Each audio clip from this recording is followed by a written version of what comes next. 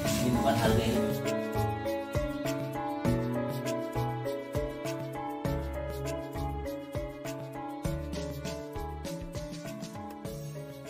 Jawa Tengah sampai Bali sampai Padang gitu kan, disuplai calon-calon induk di 2004 dan pakai indukan yang blaster.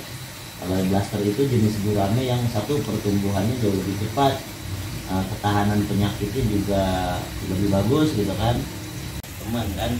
Untuk patinnya, untuk koinnya, untuk cupangnya juga memang itu banyak yang masuk ke sini karena pangsa pasar kita masih banyak, kebutuhannya masih banyak, hasilnya nggak kurang. Karena kita kan variasinya banyak, variasi budidaya ikan itu kita banyak, koi juga, cupang juga, lele juga, gurame juga, macam-macamnya banyak kalau di kita. Tapi kalau Lampung itu satu hamparan nih petani gurame semua. Order. Ini yang baru? Ya, ini order. Rame sini. Rame deh selatan. Biasa belanja apa gitu. Yang pagi itu ya? Iya, pagi. Ya kalau ikan sih nggak jelas juga ya. Nanti biar kebutuhan tahunan dia mau maulid, orang pasti bedah itu gitu, bukan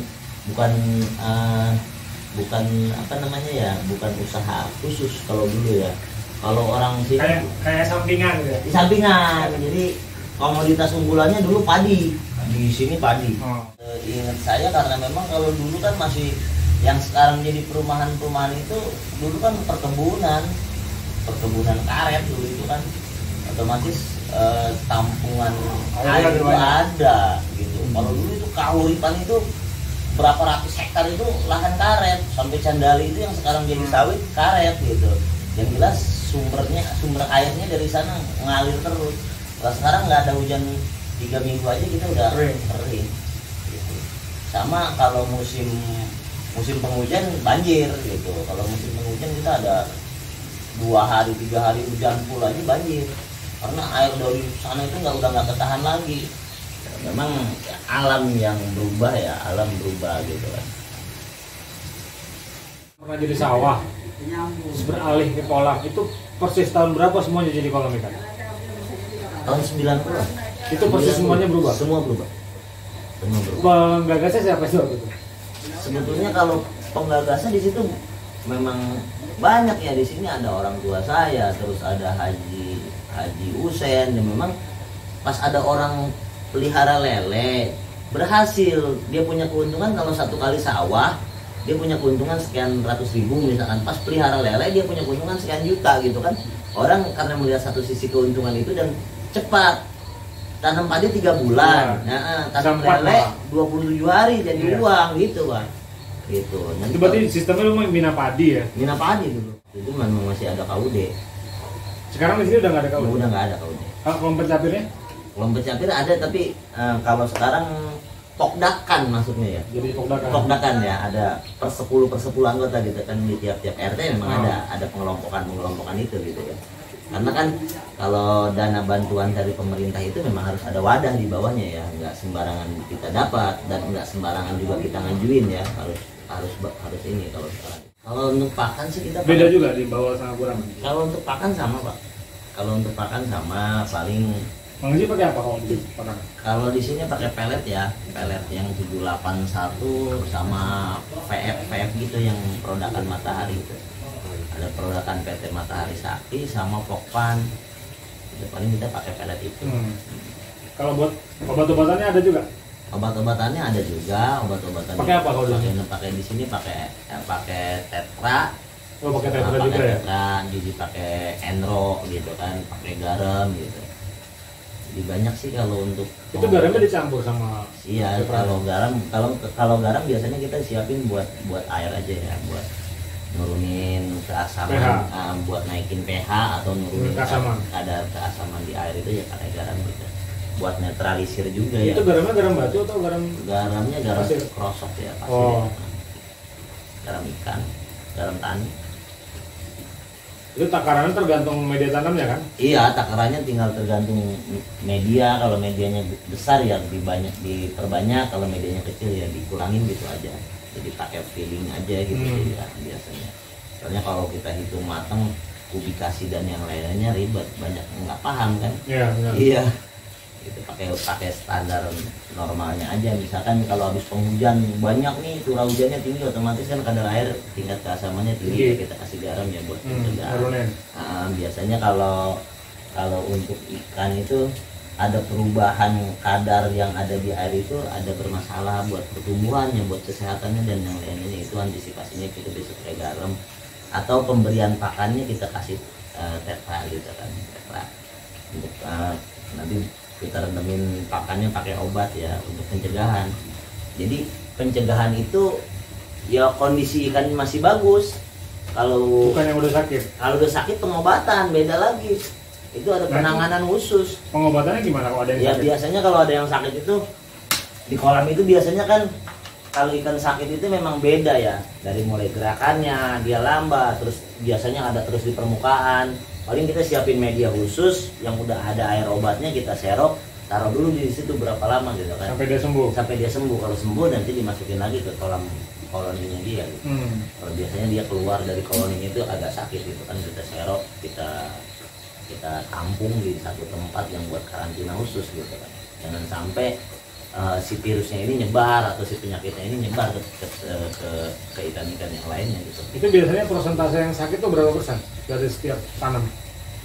Kalau persentase yang sakit sih itu tidak bisa kita prediksi ya. Jadi nggak bisa kita prediksi berapa gitu kan.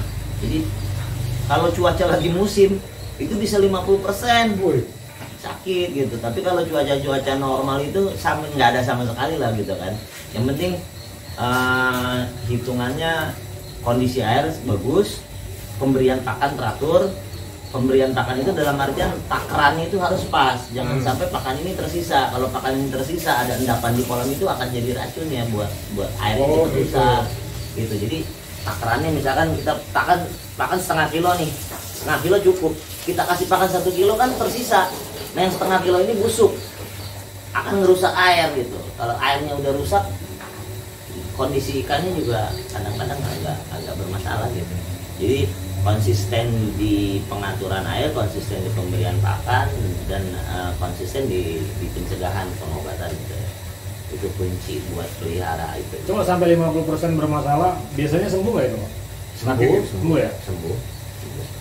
Jadi dia kan macam-macam, gejala ikan itu macam-macam, penyakitnya juga macam-macam. Ada jamur, ada kutu, ada macam-macam dia jadi penyakitnya gitu. Yang paling sering apa? Paling sering apa? Yang paling sering itu jamur. Riskan. Kalau jamur kan memang riskannya dalam artian karena memang biasanya kalau jamur terjadinya ikan baru masuk. Ikan baru masuk itu jamur. Biasanya kan diserok, dipegang segala macam kan gitu ya.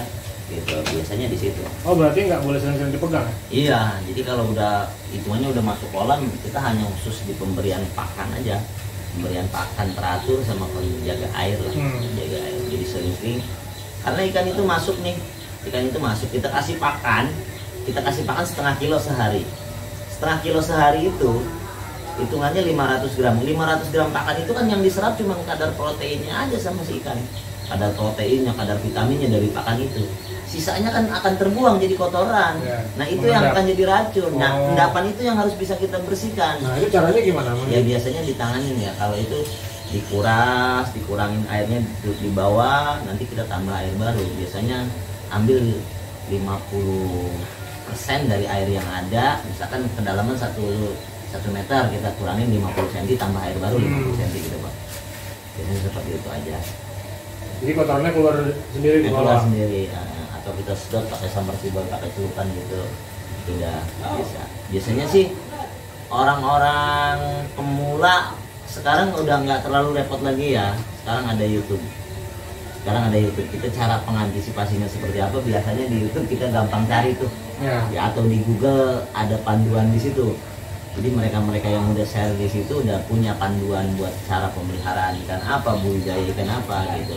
Tinggal praktek di lapangannya, memang kadang-kadang ada yang beda gitu kan, nggak sama gitu.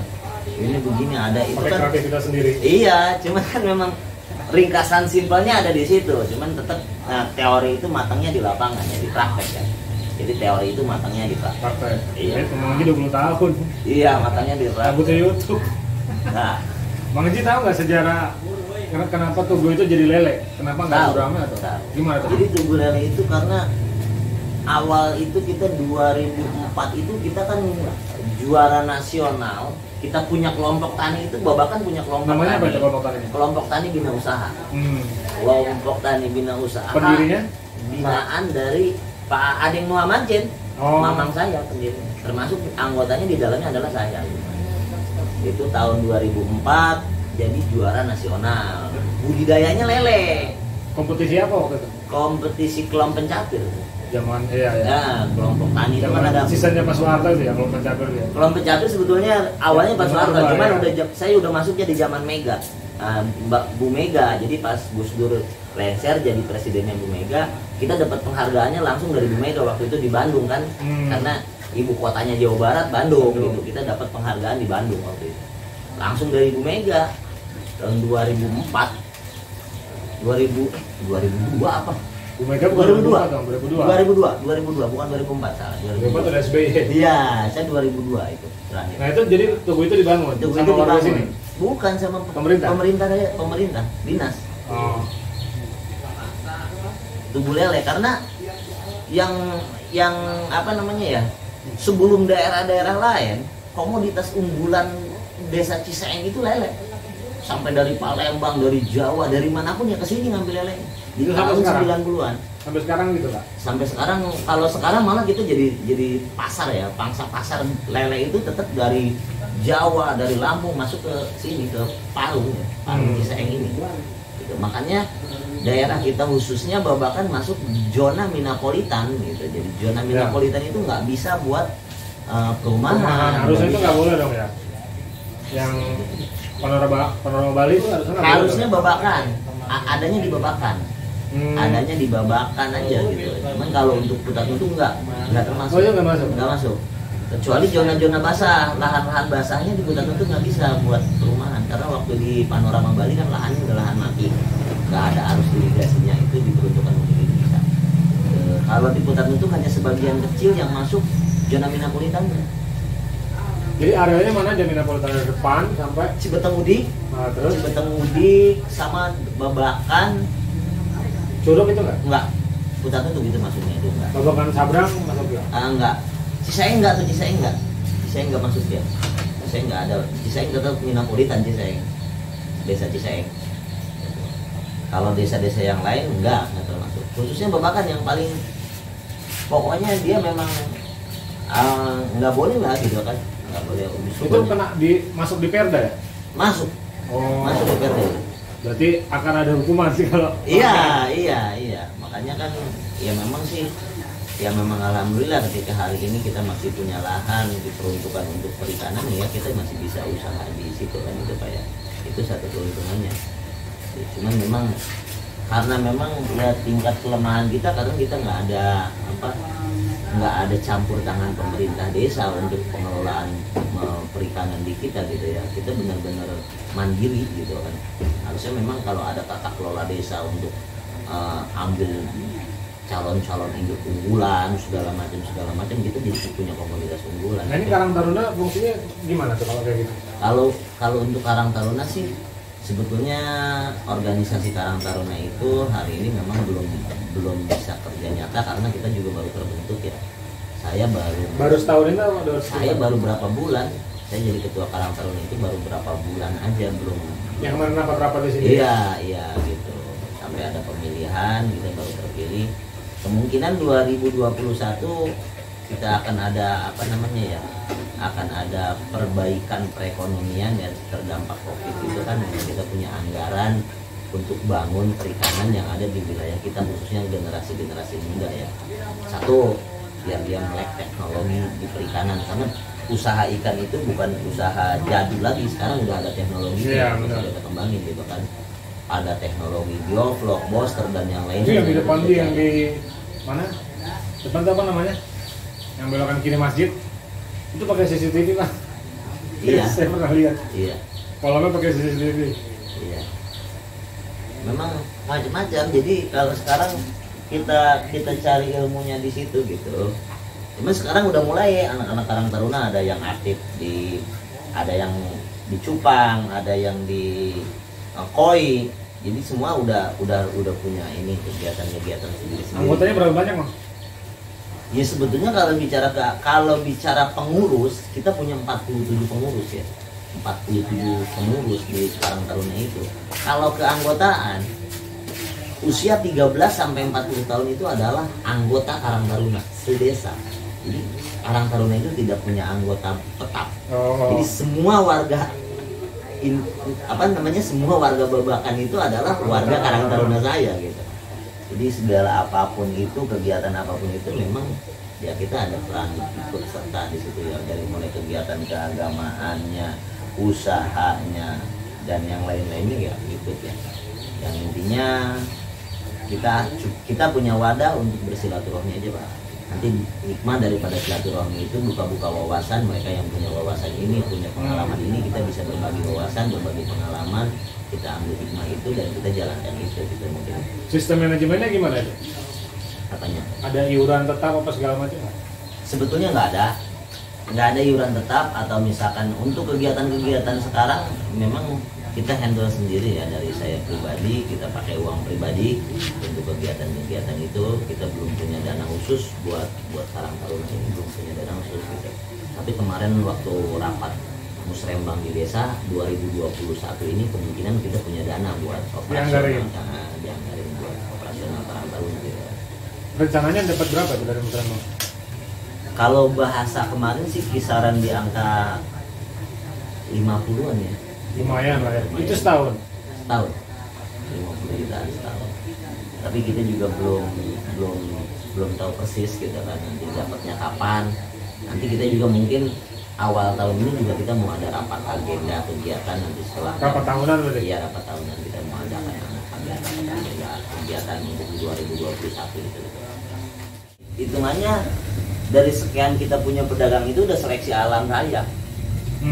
Gak mungkin nih orang ini datang, kalau orang yang punya utang nggak datang lagi, kan dia malu. Kemarin aja lu nggak bayar, kan bahasanya gitu. Kemarin aja lu nggak bayar, mesti mau ngambil lagi. Nah kalau misalkan dia mau ngambil lagi, kita pasti tanya keuangannya gimana lu, gitu kan. Kalau ada ya kita kasih barangnya, kalau nggak ada. Kita juga cuma titipan kan bahasanya. Ya kita juga punya dagangan, lah mendingan ada dagangan daripada dagangan nggak ada, uang juga nggak ada, ngapain? Gitu kan.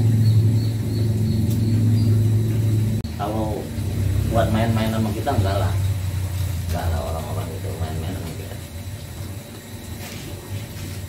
Terus karena kita punya stoknya ada terus, kadang-kadang kan kalau dia misalkan ada kebutuhan itu karena memang udah punya masalah, nggak mau ngambil lagi kan jadi sempit jalan dia kan gitu. Buat rekan-rekan muda, jangan pernah menyerah untuk berusaha, karena keberhasilan tidak akan sukses tanpa kemauan yang tinggi, tanpa kegigihan dan keprihatinan yang tinggi. Ya mungkin buat rekan-rekan muda, saya mewakili buat rekan-rekan muda yang satu profesi di pengusaha ikan, mewakili Karang Taruna Desa Babakan atas nama saya sendiri Jarnuji, mewakili RT 03 RW 03 Kelurahan Desa Babakan, Kecamatan Ciseeng. Selamat berjuang buat teman-teman yang mau usaha di bidang perikanan. Tipsnya kalau buat rekan-rekan muda yang mau usaha khususnya di jalur perdagangan, satu, konsisten dengan apa yang kita usahakan. Nomor 2-nya kejujuran. Nomor 3-nya kemauan yang tinggi. Ya, tapi poin-poin utamanya adalah kejujuran. Di jalur perdagangan adalah kejujuran yang paling utama. Jujur dalam hitungan, jujur dalam kesehatan ikan, jujur dalam keuangan. Pokoknya itu aja deh intinya. Buat rekan-rekan muda semua, selamat berjuang.